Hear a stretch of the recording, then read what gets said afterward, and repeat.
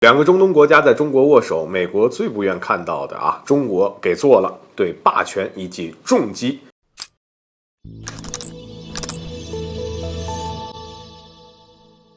大家好，欢迎来到教谈观察室。有声音指出呢，美白宫国家安全委员会发言人科比对外表示，当前中国呢正在积极的参与斡旋中东事务，但这并不意味着美国的影响力会从中东衰退。美国方面依然会密切关注中国在世界范围内扩大影响力的动作啊。据悉，科比之所以会说出这么一番话，主要是有一起重磅的国际大事在中国发生。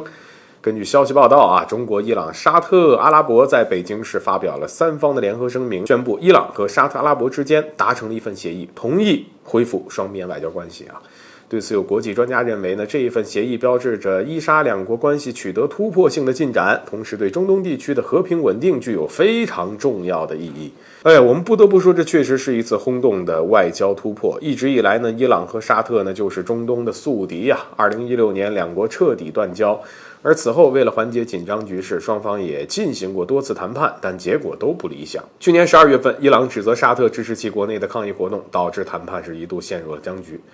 不过，既然双方都有谈判的意向，说明这一定程度上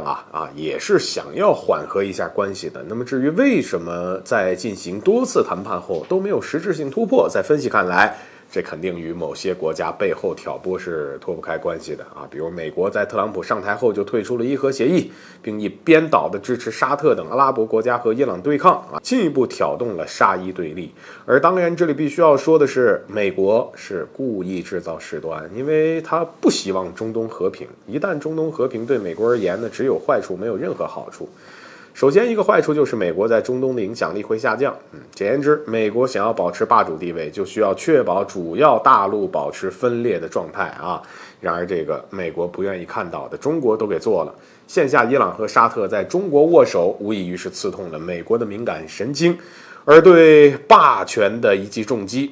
可这样的一个重磅结局，对中国来说是一场巨大的胜利。在中国这个全球大国的支持和推动下，两个长期存在矛盾和分歧的中东国家和好了，也反映出了中国在这个地区的新角色，尤其是在斡旋方面。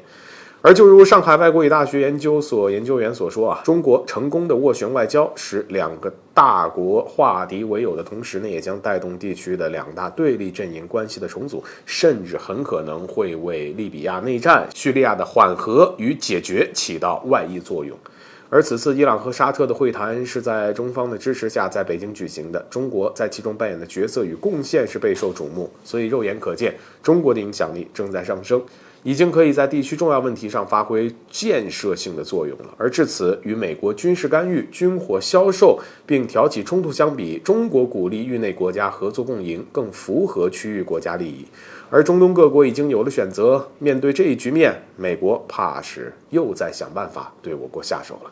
好了，本期节目就到这里，欢迎点赞、转发，留下您的精彩评论。